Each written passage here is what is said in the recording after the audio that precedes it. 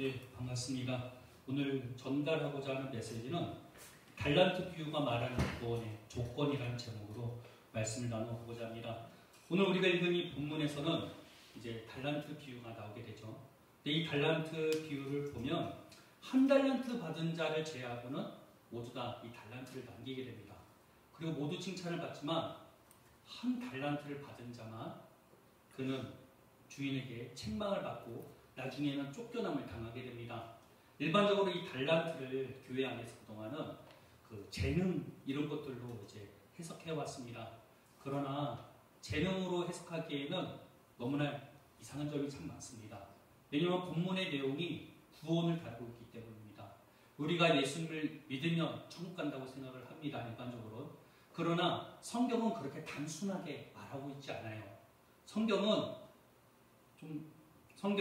그렇게 단순하게 이야기하고 있지 않다는 것입니다. 좀 살펴볼 건데요. 달란트는 일단 쉽게 말해서 절대 재능이 될 수가 없다는 것입니다. 일단 이 달란트 비유의 앞뒤에 있는 비유들도 다 구원과 관련된 내용들을 싣고 있습니다. 그것은 이 달란트 비유가 우리의 구원과 굉장히 밀접한 관계가 있다는 것입니다. 그렇다면 이 달란트는 정체가 무엇일까요? 돈을 말합니다. 그 당시 굉장히 큰 금액을 달란트라고 불렀어요. 1달란트에 금 한 30kg 정도가 됩니다. 굉장히 큰 돈이에요. 그것은 오늘로 따지면 약 한 20억 정도가 된다고 합니다. 고대 사람들에게 20억. 얼마나 큰 돈일까요? 그런데 이 주인은 종들에게 이 달란트를 주었다고 합니다. 제일 적게 받은 사람이 20억이에요. 여러분. 이거는 상상할 수 없는 금액이라는 것입니다. 그 종의 가격보다 비싸요. 그 당시는 사람을 돈 주고 살고 팔았잖아요. 그 종의 가격과 비교할 수 없는 돈을 이 주인은 내주었던 것입니다. 제일 적은 자가 1달란트, 2달란트, 5달란트. 말할 수 없는 그 금액을 지불한 것은 무엇을 의미하냐면 하나님의 은혜를 말합니다. 말할 수 없는 말도 안 되는 은혜가 그 종들에게 부어진 것이라는 것입니다. 오늘날 그 은혜가 어떤 은혜일까요? 우리에게 주어진 복음의 은혜입니다.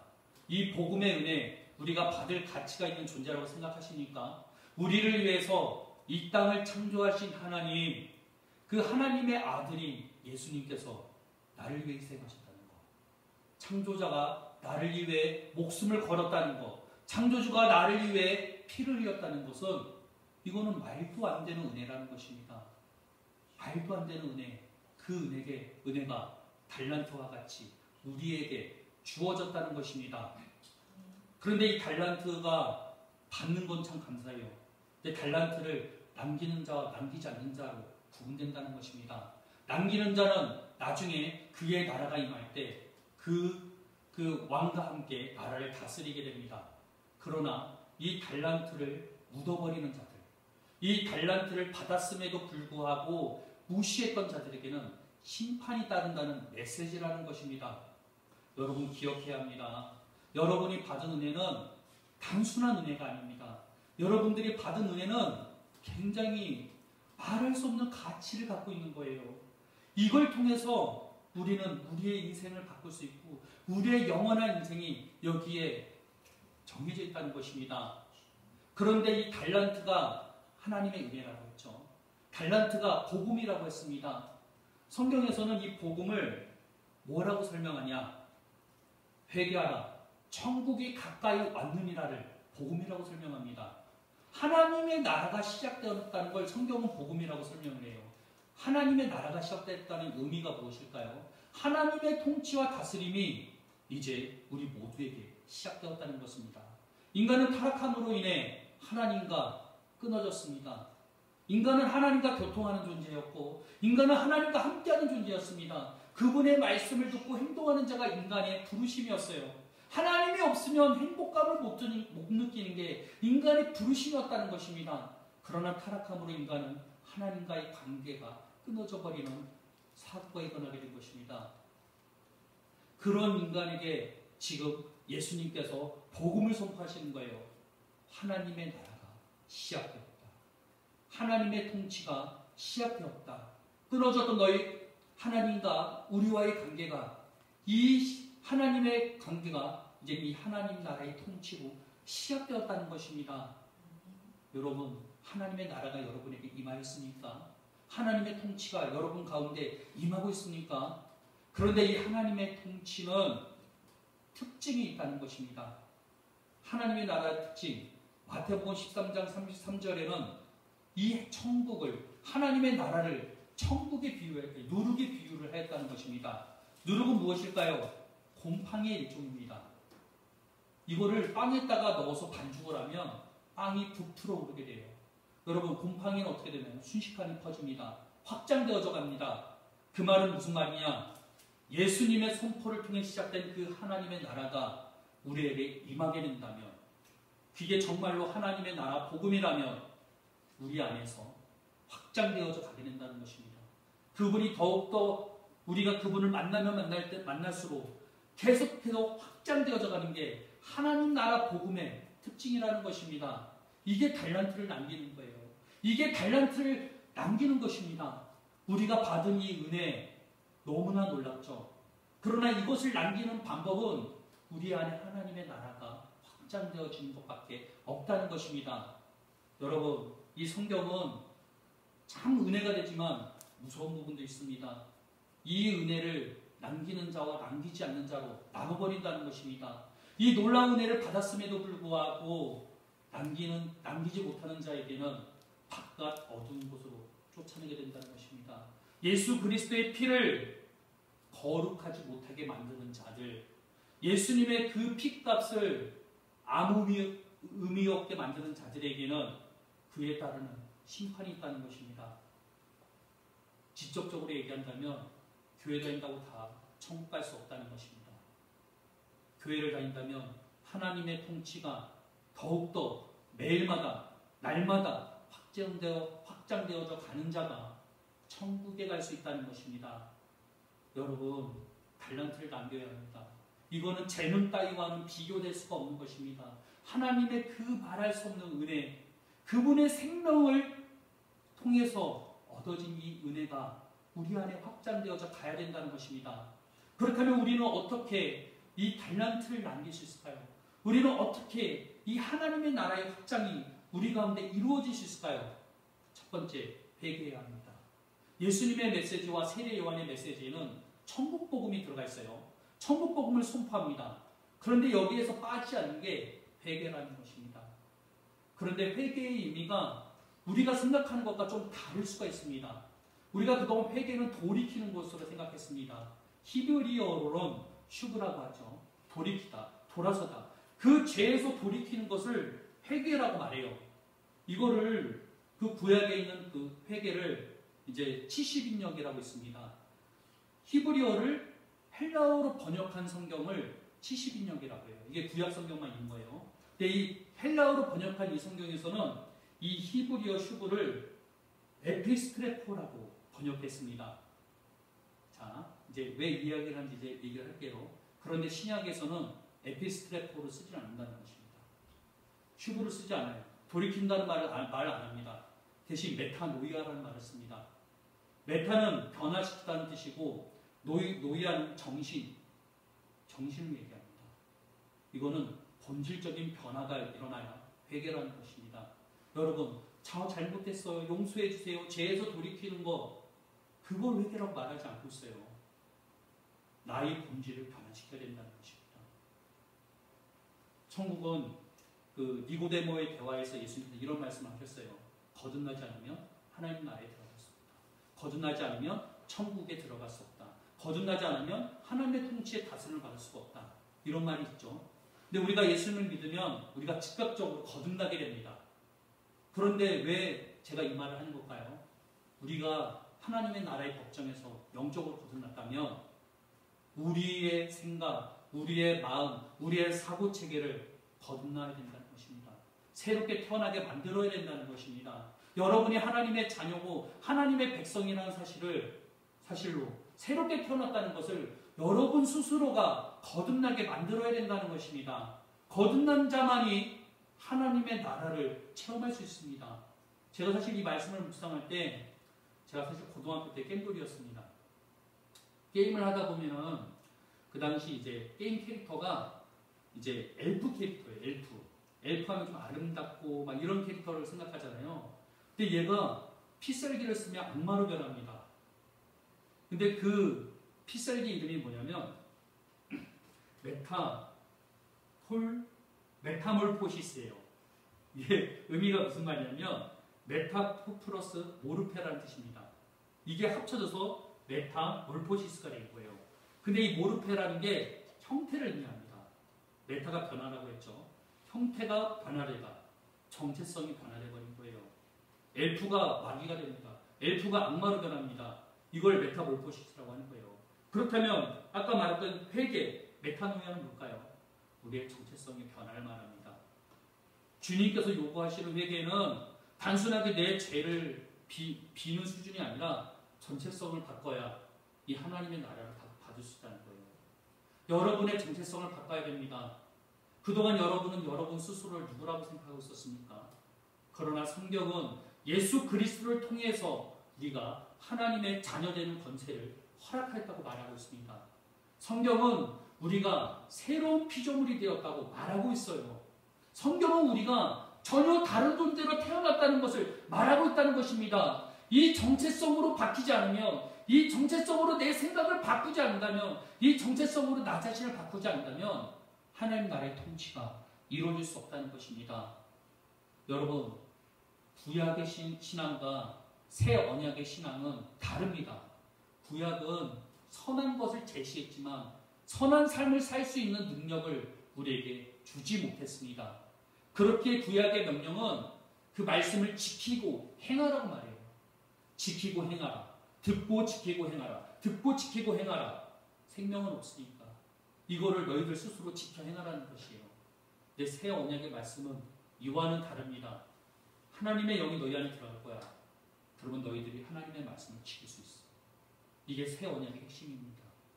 여러분, 새 언약은 믿음으로 날마다 변화받는 삶입니다. 새 언약은 믿음으로 나 자신을 바꾸는 거예요.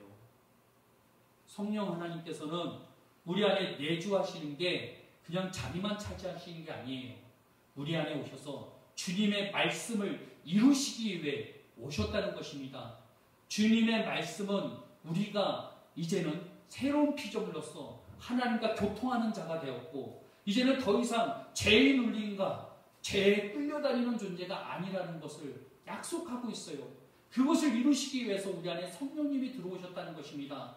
그런데 그 성령 하나님께서 우리 안에 일하시려면 우리에게 필수적으로 필요한 게 있어요. 회개하셔야 된다는 것입니다.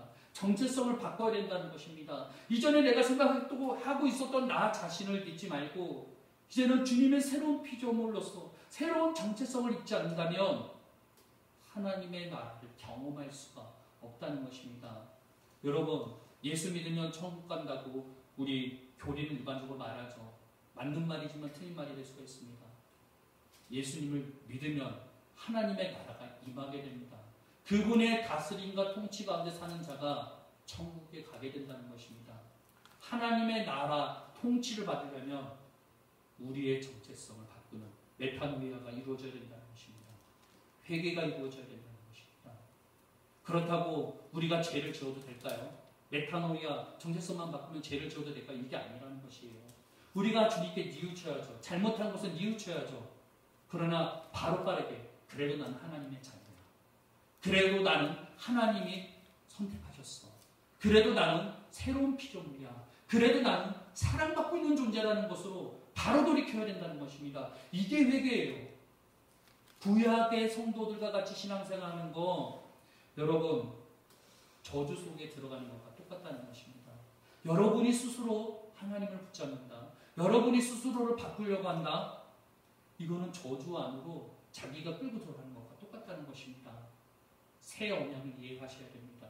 새 언약은 회개를 첫 번째로 명령하고 있습니다. 여러분의 정체성을 바꾸시기 바랍니다. 두 번째, 우리가 어떻게 하여야 하나님 나라의 확장과 달란트를 남기는 삶을 살 수 있을까요? 그것은 하나님의 말씀을 말씀대로 믿어야 됩니다. 그대로 받아들여야 돼요. 하나님의 약속이 정말로 실제라는 걸 받아들여야 된다는 것입니다. 하나님의 말씀은 절대 불변의 진리죠. 세상이 망하고 세상이 소멸할지라도 하나님의 말씀은 영원히 없어지지 않는다고 성경은 말하고 있다는 것입니다. 그리고 그 하나님의 영원히 바뀌지 않는 그 하나님의 말씀, 그것을 가장 잘 보여주는 사건이 어떤 사건인지 아십니까? 예수님의 십자가라는 것입니다. 하나님의 아들을 못 박을 만큼 하나님께서는 자신께서 정하신 기준을 바꾸지 않으셨어요. 자신이 한번 말씀으로 법칙을 만들고 기준을 세운다면 이거는 어느 누구도 바꿀 수가 없는 거예요. 하나님은 죄 있는 자와 함께할 수 없는 존재예요. 거룩한 분이에요. 그것이 하나님의 말씀을 통해서 정해졌습니다. 그러면은 인간이 범죄하면 인간은 영원히 지옥에 갈 수밖에 없는 존재라는 거예요. 하나님은 인간을 사랑하죠. 하나님은 우리를 구원하고 싶어 하세요. 그런데 우리를 구원하시려고 하나님의 선택은 좁혀져서 한 가지밖에 생기지 않았다는 것입니다. 자신의 아들 독생자를 바치면서까지 우리를 구원하시는 그 하나님, 그 모습을 보면서 우리는 하나님의 말씀은 영원히 바뀌지 않는구나. 우리 같았으면 바로 이거 잘못 생각했네 하면서 바로 바꿨겠죠. 하나님 그런 게 없으세요. 한 번 정한 건 영원히 없어지지 않고 한 번 정한 건 절대 바꾸지 않는다는 것입니다. 예수님의 십자가에 돌아가신 이유가 이러한 하나님의 속성에 있다는 것입니다. 그렇다면 하나님의 말씀은 절대 바뀌지 않죠. 근데 그 성경은 우리가 예수님과 함께 십자가에 못 박혔다고 말하고 있습니다. 우리가 예수님을 믿기 전에 내 자신이 주님과 함께 죽었대요. 그 말은 무슨 말일까요? 그동안 나라고 생각했던 내 생각이 주님과 함께 십자가에 못 박혀 죽었다는 것입니다. 그런데 웬걸? 우리는 예수님을 믿어도 그대로 똑같이 생각하고 과거의 습성과 똑같이 행동하고 있습니다. 이게 어떻게 된 일일까요? 뭐가 진실일까요? 여러분, 자신의 아들을 십자가에 못 박으면서까지도 말씀을 바꾸지 않으신 하나님, 그 하나님께서 너희가 십자가에 함께 죽었어.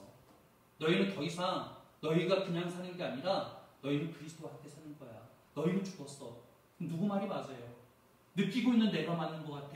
아니면 영원히 바뀌지 않는 하나님의 말씀을 선포한 그 말씀이 맞는 것 같습니까? 저는 하나님의 말씀이 진실이라고 믿습니다. 그렇다면 지금 내가 느끼고 있는 모든 것들은 나의 기억일 뿐이에요. 나의 내가 그동안 나라고 생각했던 내 자신이 나의 기억이고 나의 습관일 뿐이라는 것입니다. 실체가 아니라는 것입니다. 그래서 성경은 뭐라고 말합니까? 자기를 부인하고 십자가를 져라. 자기를 부인하고 새로운 정체성을 입으라고 말하고 있다는 것입니다. 여러분, 새 언약의 성도는 자기가 이미 죽었음을 믿어야 돼요. 그렇기 때문에 자기 자신을 부인할 줄 알아야 됩니다. 정말로 실제가 무엇인지를 알아야 됩니다. 정말로 실제는 하나님의 말씀이에요. 새로운 피조물, 하나님의 자녀, 하나님의 놀라운 그 유업을 이어받을 존재가 진짜 내 정체고, 지금 내가 느끼고 있는 이 찌질한 내 모습, 상황과 환경에 맨날 휘둘리고 고통당하는 나, 맨날 죄를 짓고 있는 내가 이미 죽은 거짓자라는 것입니다. 가짜라는 거예요. 내가 죄를 지어도 하나님 앞에 이렇게 기도를 하셔야 돼요. 하나님, 내 거짓자가 또 죄를 지었네요. 또 내 거짓자가 죄에 끌려왔네요. 주님, 제가 회개합니다. 그렇지만 이 거짓자는 제가 아니에요. 진정한 나는 하나님의 자녀이며 백성이며 하나님의 그 놀라운 사랑을 받고 있는 게 정말로 나인가라는 고백이 실제적으로 여러분 입술에서 터져 나와야 돼요. 하나님의 말씀이 실제라고 믿는다면, 그분의 말씀이 불변하지 않는다고 믿는다면, 내가 느끼고 있는 것을 포기하고 하나님의 말씀을 붙잡을 줄 아는 믿음을 갖고 있어야 된다는 것입니다. 하나님의 통치를 받기 위해선 하나님의 말씀이 진실이라는 것을 받을 줄 아는 믿음이 필요한 거예요.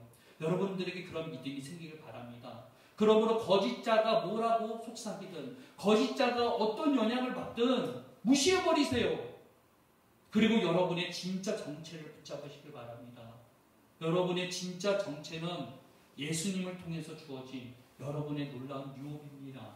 하나님의 자녀, 하나님의 백성이 진짜 여러분의 정체예요. 이것은 벗어버리면 끝나는 것이에요. 마지막 때 우리가 죽음으로 우리가 나갔을 때 나라고 그냥 벗어버리고 하나님께 나가면 끝나버리는 것이에요. 정말로 뭐가 진실인지를 깨닫고 진실을 붙잡으시길 바랍니다. 그리고 세 번째,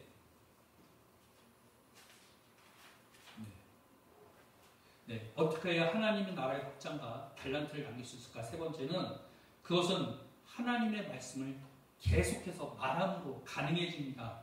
성경은 하나님의 말씀을 입으로 선포하는 것을 굉장히 중요하게 여고 있어요. 그것을 묵상이라고 합니다. 그리고 그 여호수아서, 예를 들어서 여호수아서 1장 8절에서는 그 하나님의 말씀을 주야로 묵상하라고 합니다. 묵상이 생각하는 걸 말하는 게 아니에요. 하나님의 말씀을 계속해서 읊조리는 거, 계속해서 말하는 걸 말합니다. 그리고 시편 1편에서는 그 묵상하는 자, 하나님의 말씀을 늘 말하는 자를 복 있는 자라고 말했습니다. 왜 이게 복 있는 것이고 왜 중요한 것일까요? 우리는 우리의 입술에 능력이 있기 때문입니다. 처음 인간을 하나님께서 창조하셨을 때 신기하게죠. 인간을 하나님의 형상으로 만들었어요. 그런데 하나님께서 뭘로 우리를 창조하셨을 것이라고 생각합니까? 말씀으로 창조하셨습니다. 세상을 말씀으로 창조하시고 우리도 말씀으로 창조하셨어요. 그리고 그 말씀으로 창조하신 하나님이 자기 복사본과 같은 존재를 만든 거예요. 그렇다면 우리에게도 입술에 능력이 있지 않겠습니까? 하나님께서는 인간을 창조하신 다음에 모든 동물들을 데리고 오셔서 그 동물들의 이름을 지게 만들었습니다. 이게 무엇을 의미하냐? 그 동물들의 정체성을 부여함과 동시에 그 동물들의 주인이 이 아담이라는 걸 말해주는 거예요. 여러분, 인간은 이 세상에서 어떻게 보면 이 말을 통해서 세상을 다스리도록 부르심을 받았다는 것입니다. 그렇게 인간의 입술은 너무나 중요해요. 내가 어떻게 선포하고 어떻게 말하느냐에 따라 내 인생이 결정되어 있다는 것입니다. 지금의 내 모습, 지금의 나, 그동안 내가 어떤 언어 습관으로 말하느냐에 따라 지금의 내가 만들어지는 거예요. 여러분, 그것을 기억하셔야 됩니다. 근데 이러한 진리가 사실은 오늘날 교회에서보다 세상에서 더욱더 많이 퍼지고 있는 거 아십니까? 자기계발서 보면은 부자 되는 뇌를 만들어야 된다 하면서 무엇을 꿈꾸냐면 말의 습관부터 말합니다. 부자의 의식을 바꿔라. 그리고 내가 꿈꾸는 그 부자의 삶에 대해서 계속 말하라고 명령해요. 어떤 사람은 그걸 매일 100번씩 쓴대요. 자기가 뭐 400억을 벌 것이다, 400억을 벌 것이다. 그걸 쓰게 만든대요. 그러면서 생기게 되는 게 부자의식이라고 말해요. 세상 사람들이 이 성경에 있는 진리를 이용해서. 근데 이게 생각보다 반응이 너무 직접적으로 자기들이 경험하니까 엄청나게 퍼지고 있는 게 이런 자기계발서에 있는 학원들, 이런 거라는 것입니다. 뭐 미라클 모닝이나 요즘 자기계발서 베스트셀러에 꼭 들어가는 게 이런 자기 학원들이에요. 그런데 제가 얼마 전에 유튜브를 예전에 몇 달 전에 본 적이 있어요. 유튜브를 보는데 거기도 좀 부자와 관련된, 부자가 되려면 어떻게 되나 전략을 가르쳐주는 그 사이트였는데 가장 추천 영상을 보냐면 부자를 만드는 법, 이런 거였어요. 우리의 사람은 6살 이전에 내가 하는 말과 주변에 사는 사람들의 말을 통해서 사고체계가 만들어진다고 합니다. 근데 대부분의 사람들이 부자가 얼마 없죠. 가난하거나 중산층이에요. 그 중산층 부모를 통해서 들었던 말, 그리고 내가 생각했던 걸 뱉음으로 인해서 가난의 사고방식을 가질 수밖에 없다는 것입니다. 중상층 이상의 사고방식을 가질 수가 없다고 그래요. 그래서 아무리 노력을 해도 신기하게 가난의 사고방식을 갖고 있는 사람이 부자가 되는 것은 어렵고 부자가 된다 할지라도 금방 넘어진다는 거예요. 그렇다면 어떻게 나를 바꿀 수 있냐? 말로 함으로써. 이게 세상 유튜브에 나온 거예요. 말함으로써. 내 부자된 모습을 상상하면서 말함으로써 사고체계를 바꾼다는 거예요. 우리의 뇌는 우리가 상상하는 걸 진짜로 믿는데요. 상상과 현실을 구분할 줄 모르는 게 우리의 뇌라고 합니다. 그것은 내가 진짜로 이 미래의 바람 모습을 상상하면서 말하는 게 내 뇌에도 영향을 미친다는 거예요. 사람의 사고체계를 새롭게 까는 방법이 말에서부터 있다고 합니다. 근데 제가 이 유튜브를 보면서 딱 어떤 게 떠올랐냐면, 그렇지. 근데 이거 원래 성경에 있는 거잖아. 이게 깨달아지는 거예요. 그러면서 내가 하나님의 말씀을 말씀대로 말해야겠다는 결단이 생겨서 그때부터 한 구절씩 2주에서 3주, 4주 정도 한 구절을 매일 입에 달고 살았어요. 그러면서 생긴 게 뭐냐? 하나님이 원하시는 사고체계가 만들어지기 시작한 거예요. 믿음의 사고체계가. 여러분, 내가 믿어야지 해서 사실 믿어지는 영역이 아니에요. 신앙은. 하나님의 나라, 하나님의 통치가 내 안에 이루어지려면 내 사고체계가 자동으로 돌아가야 돼요. 믿음의 사고체계. 그 방법은 하나님의 말씀을 내 입술에서 떨어지지 않게 하는 방법밖에 없다는 것입니다. 여러분, 달란트를 남기고 싶으세요? 하나님의 나라의 확장이 여러분 가운데 이루어지길 바라십니까? 구원을 받고 싶습니까? 그렇다면 하늘 사고방식을 가지셔야 된다는 것입니다. 내가 하늘 사고방식, 하나님 나라의 사고방식을 갖는 방법은 하나님의 말씀을 계속해서 내 입술에 떠나지 않게 하는 거예요. 그것이 키포인트입니다. 저는 14년 전부터 새 언약의 삶에 대해서 배웠어요. 알았어요. 내가 죽고 그리스도께서 살게 하는 방법, 이런 것들이 정말 중요하다는 걸 알았어요. 체험한 적이 한 번도 없었습니다. 그런데 최근 여러 우여곡절이 있었지만 하나님의 말씀을 말하고부터 내 안에 변화가 이루어지기 시작했어요. 하나님의 통치와 다스림이 무엇인지 깨달아지기 시작했습니다. 나도 모르게 하나님의 나라의 사고방식으로 생각하게 되기 시작했다는 것입니다. 성령은 반드시 믿음을 통해서 역사하십니다. 우리가 믿지 못하고 우리가 그 부분에 대해서 불신앙을 갖고 있는데 절대 성령께서는 일하시지 않으세요. 여러분의 믿음, 여러분의 믿음의 사고방식을 통해서 일하신다는 것입니다. 그럴 때 천국이 여러분 안에서 확장되어져 가기 시작한다는 것입니다. 신앙의 패러다임을 바꾸셔야 돼요. 우리는 일반적으로 예수님을 믿고 그냥 내 힘으로 신앙생활 열심히 하면 되겠지라고 생각했습니다. 그러나 이거는 새 언약의 삶이 아니라는 거예요. 내가 노력하고 내가 하다 보면 나도 모르게 율법주의가 되는 거예요. 내가 지키려고 하고 내가 하려 하다 보면, 여러분 근데 성경은 뭔지 알아요? 내가 율법을 지키려면 율법의 저주에 빠진대요. 뭘 해도 안 되는 삶으로 바뀌는 거예요. 진짜 제가 나름 신앙생활 정말 열심히 했고 신학교까지 갈 정도면 누구보다 열정이 있는 거죠, 사실. 그런데 하는 일마다 안 됐어요. 뭐 어디 교회를 가면 참 그동안 들어만 봤던 사람들을 내가 만나게 되는 거예요. 그래서 교회에 뛰쳐나가서 일을 했어요. 근데 이 일이 고수익의 일이라고 알려져서 한 건데 내가 시작하면 다 망하는 거야. 하는 것마다 안 돼. 하는 것마다 안 돼. 근데 어떤 형이 저보고 우연스럽게 이런 얘기가 들어요. 야, 너는 어떻게 하는 일마다 안 되냐? 아, 자기는 잘 되는데 내가 자꾸 막 이렇게 안 되니까. 야, 너는 하는 것마다 안 되냐? 이러시는 거예요. 그때 어떤 게 떠오르냐면, 내가 율법에 저주 속에 있구나. 이 아는데 안 되는 거예요. 나도 하나님 나라의 사고방식 갖고 싶어. 그게 뭔지 알아. 그런데 내 안에서 이루어지지 않는 거야. 아는데 이루어지지 않아. 하나님의 나라는 지식으로 갈 수 있는 게 아니에요. 하나님의 나라는 체험해야 됩니다. 근데 너무 심플하게 내 입술에서 하나님의 그 말씀들이 떨어지지 않게 한다면 내 사고체계를 새롭게 바꿀 수 있다는 것입니다. 영적인 원리를 아는 것뿐만 아니라 행동해야 돼요. 영적인 원리를 모르면 행동해도 뭐 당연히 안 되죠. 근데 알면 행동할 줄 알아야 됩니다. 여러분, 하나님의 말씀을 입에서 떨어뜨리지 말아보세요. 하나님의 자녀됨과 관련된 말씀들을 늘 내 입술로 선포하시길 바랍니다.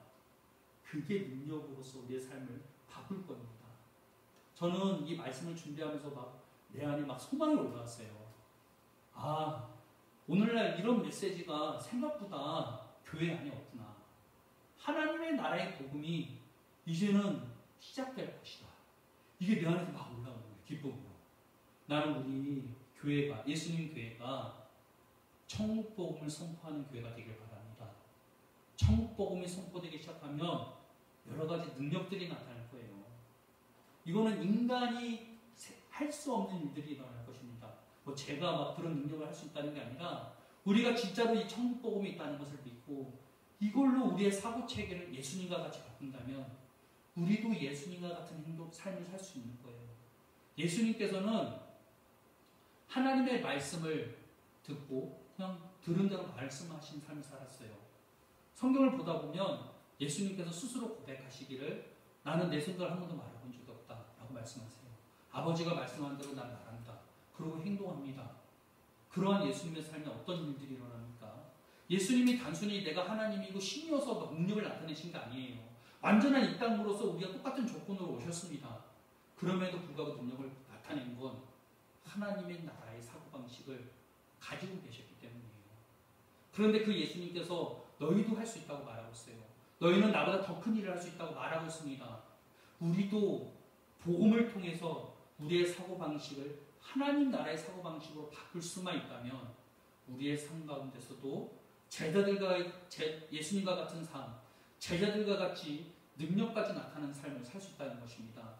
여러분, 이제 세상은 계속해서 멸망으로 가고 있어요. 더욱더 악해져 갑니다. 죄가 아니라고 우리의 나라의 법정에서 말하고 있죠. 교과서만 봐도 동성애를 굉장히 옹호하고 꾸미는 모습들을 봅니다. 근데 성경에서는 이걸 죄라고 말하잖아요. 그만큼 악해져 가고 있는 사회라는 것입니다. 이럴 때 말뿐으로는 사람들을 구할 수가 없습니다. 능력이 나타나야 됩니다. 그렇다면 우리가 확실하게 준비되려면 어떻게 되겠습니까? 기도 많이 한다고 될까요? 막 뭔가 열심히 종교생활 한다고 될까요? 하나님 나라의 사고방식을 가지셔야 된다는 것입니다. 주님의 말씀을 선포하고 말함으로써 하나님 나라의 사고방식을 가지시길 바랍니다. 이건 내가 할 수 있는 게 아니에요. 그분의 약속을 믿고 내 입에서 떨어지지 않게 할 때 자연스럽게 만들어지는 것입니다. 그것을 경험함으로 말미암아 진짜 이 새로운 차원의 어떻게 보면 새로운 부흥의 운동을 저는 우리가 시작할 수도 있다고 생각을 해요. 저는 우리가 작다고 생각하지 않습니다. 우리를 통해서 많은 영혼들이 구원받게 될 것입니다. 우리를 통해서 많은 사람들이 자유함을 얻게 될 것입니다. 우리를 통해서 교회가 바뀌게 될 것입니다. 우리를 통해서 세상이 바뀔 것입니다.